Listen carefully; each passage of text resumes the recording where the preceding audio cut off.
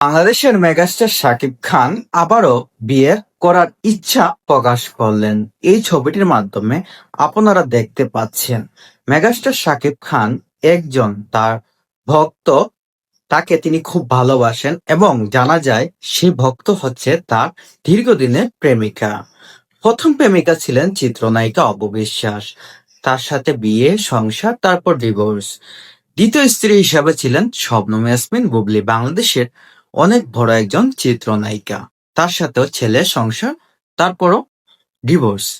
এবার তিনি তৃতীয় বিয়ে করার জন্য দীর্ঘদিনের প্রেমের সম্পর্ককে বাস্তবায়ন করতে যাচ্ছে মেগাস্টার শাকিব খান। এ নিয়ে আমাদের অনেক কিছুরই বলার নেই, কারণ যেহেতু শাকিব খানের ইচ্ছে সে তৃতীয় বিয়ে করবে, কারণ ইসলাম ধর্ম অনুযায়ী ৩টা বিয়ে করা ফরজ। আর শাকিব খান যেহেতু বাংলাদেশের কিং, সে তৃতীয় বিয়ে করতেই পারে।